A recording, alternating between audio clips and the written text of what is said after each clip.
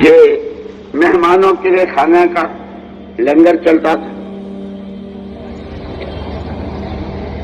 جو رات کو دیر سے آتے اور صبح کو ان کو جانا ہوتا تو ان کا مسافہ ہوتا تھا.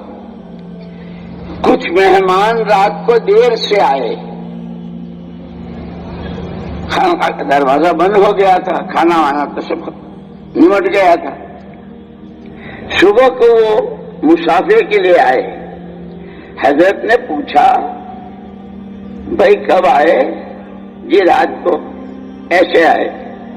تو وہ وقت تو کھانے، تو پھر تمہارے کھانے کا بھٹیار خانہ ہے. اس بھٹیارے نے ہم کو دیکھ کر کہ حضرت کے مہمان ہیں، لنگر تو بند ہو گیا، ختم ہو گیا ہے، اس نے بھٹیار خانہ کھولا، تنور جلایا، روٹی پکائی اور ہمیں کھلائی. حضرت بہت خوش، بہت خوش. مہمان تو میرے تھے، میری نسبت کی وجہ سے اس نے یہ سارا کیا. بلاؤ بھٹیارے کو، بلاؤ بھٹیارے کو. بھٹیارا آیا. بھائی تم نے ہمارے مہمانوں کا اکرام کیا اور تم نے یہ سارا کیا. اللہ والوں کی کبھی کبھی جولانی ہوتی ہے. جیسے خلیفہ ہارون رشید پوری دنیا کا ایک وقت میں بادشاہ تھا. جولانی میں کہا تھا آج جو جس چیز پر ہاتھ رکھ دے اسی کی. جو دنیا چاہتے تھے انہوں نے دنیا پر ہاتھ مارا، اور جو اللہ چاہتے تھے انہوں نے خلیفہ کے سر پر ہاتھ رکھا.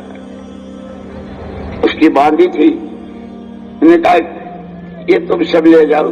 جب خلیفہ ہے تو ملک اور ساری دنیا تو اس کی ہے، کیونکہ اس نے سبق پڑھایا کہ ایسے ہی بندہ ساری دنیا ایک دفعہ نہیں 10 دفعہ لے لو، مجھے تو میرا اللہ چاہیے جو میرا مالک ہے، جو میرا خالق ہے، جس کے پاس کسی چیز کی کمی نہیں.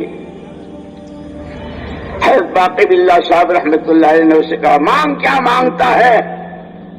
بھٹیارے سے. وہ بھی عجیب تھا.